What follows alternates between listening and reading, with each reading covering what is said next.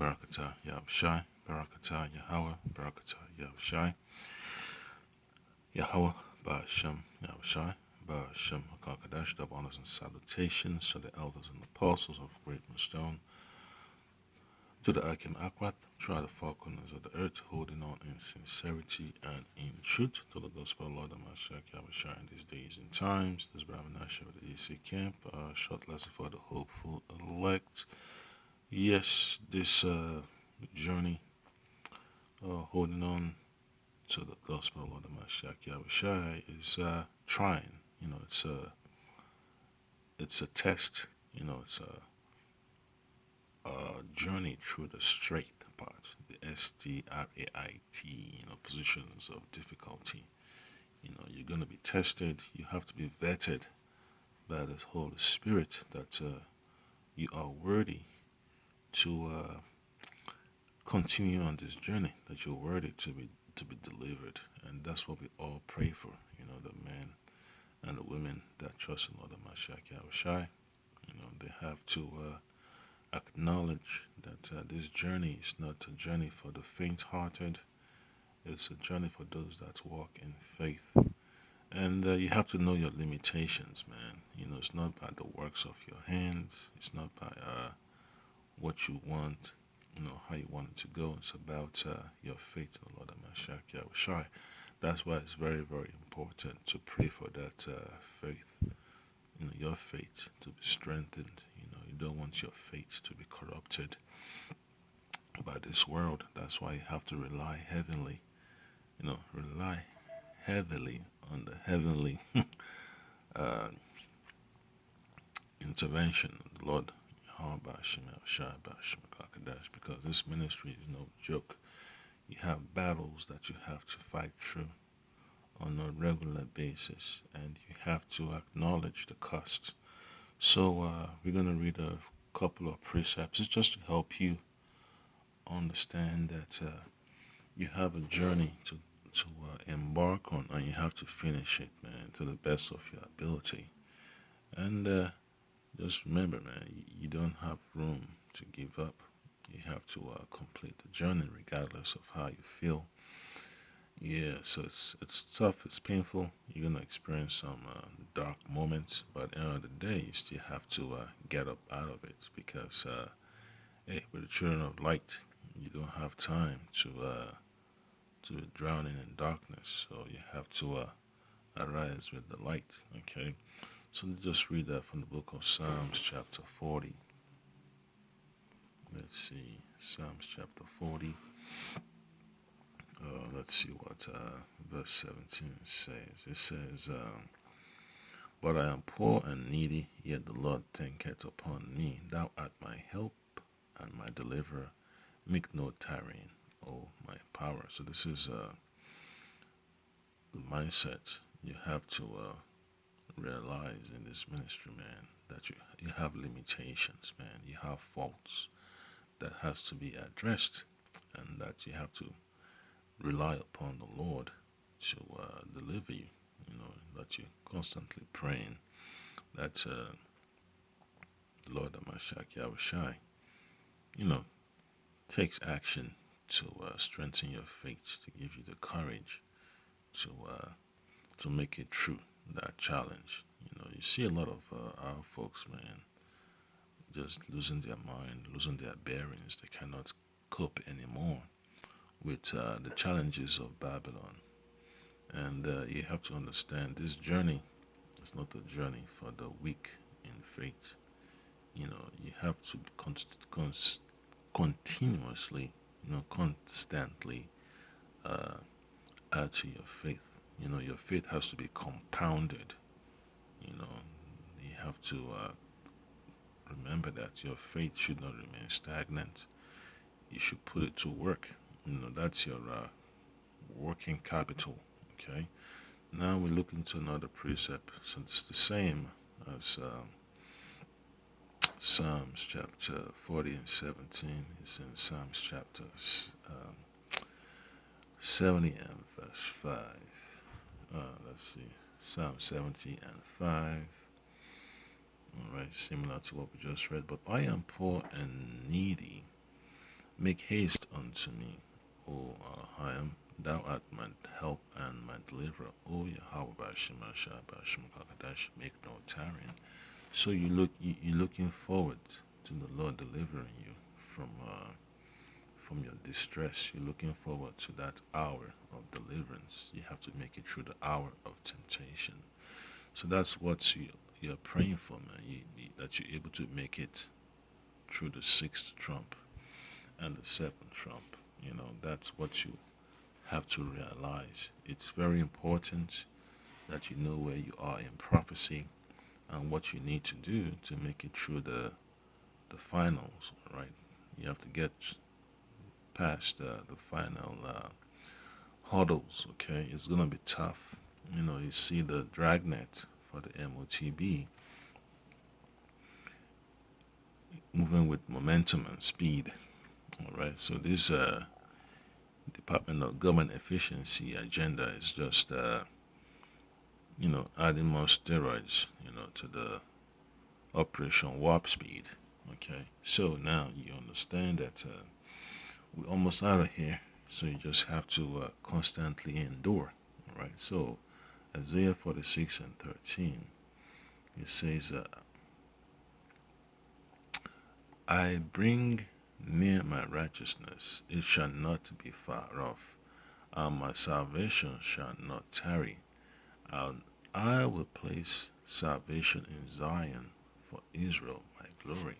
So this is what it is, man. The Lord has already, predetermined that he's going to deliver his elect, his monuments of righteousness upon the face of the earth. So the Lord is not a forgetful power. All right, he keeps you in memory. He keeps you in his mind. Just like that song, you're always on my mind. Yeah, not trying to sound like, Mr. Baloo.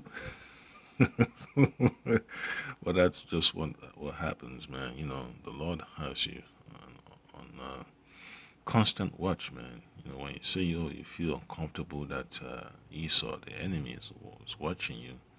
Imagine you have billions of eyes.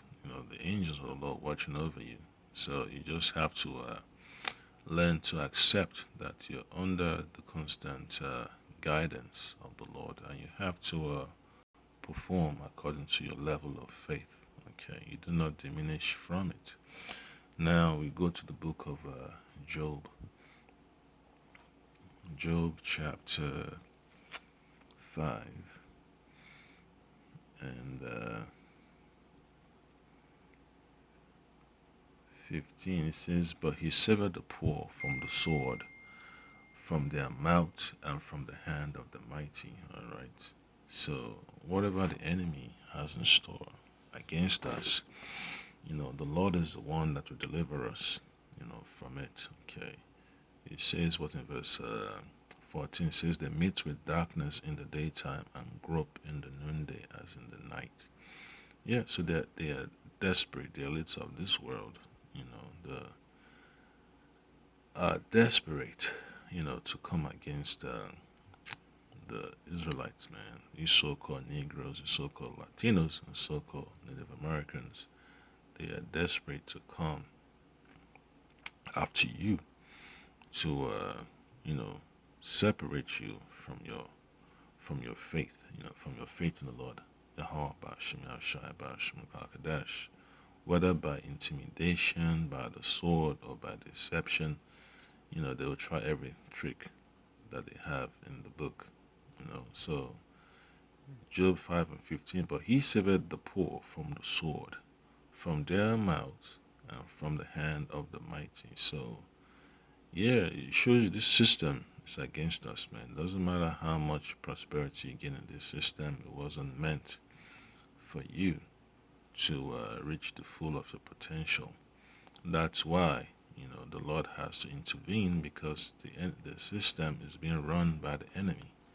All right, we're in the hands of our enemies. Okay, so just imagine when the MOTB is fully instituted, all these so-called financially independent people, what are they going to do? That's when you're going to understand that The Lord spoke of that time, man. What will a man give, for his soul? That's just what happens, man. You have to realize that the time of our trial is being pushed, at a faster rate, at a faster speed, to fruition, man. You're gonna understand whether you have put in enough effort into your faith to withstand the wiles of the devil. Yeah, so you're gonna be brought to the fire, man. That's just what happens. The fire is coming to you. So you just have to remember how you're gonna handle it when that time comes. So you don't have to be afraid, you know, about the sight, the appearance of things, man. It's your intentions towards the Lord that should really count. So you have to trust in the Lord. You have to go through the furnace. Remember that. You have to go through the furnace of adversity. The Lord has given us so many clues to prepare us ahead of time to know exactly what we're supposed to do and how to compose ourselves, man. So don't make haste in time of trouble just because your enemy has more artillery than what you could see with your physical eyes. You know, So don't take the power of the Lord for granted, man. Don't confuse Esau's artillery as being superior to what the Lord has in His armory. All right. So remember that, man. The Lord is a omnipresent power and it's omnipotent. So just remember that, man. It's just what it's just what you have to consider, man. Don't lose sight of what the Lord has in store for Zion. Now, the book of Zephaniah, chapter 3, verse 17. It says, The Lord had taken, let me see, here it is. The Lord is in the midst of the Lord, thy power in the midst of thee is mighty. He will save. He will rejoice over thee with joy. He will rest in his love. He will joy over thee with singing. So that's just what is important to the Lord, man. That your deliverance is a priority to the Lord. It's a top priority to the Lord. The gospel has been preached. Now it's time for you to prove that the gospel preached will be of benefit to you. And then that's how you know that you are worthy to be delivered. That you do not have any private reservations on how the gospel was preached. There is no doubt. You give it your all. And you just have to remember, man, you don't have to fall into that stupor of regrets. You shouldn't have any regrets in this ministry, man, that you showed up, you did the work. And, the times you're going to gain momentum and your momentum's going to slow down, but you have to keep on moving. That's what this ministry is all about. You have to be a lively stone. You have to keep the vibration going, the vibration of your essence, which is to constantly focus on doing the work. So that's about it. You have to keep your mind on what the Lord has in store for you, man. That's what your focus should be about. Keep your mind, focus on what the Lord has in store for the elect. So, Baratiza, you've been edified, and till next time, Shalom.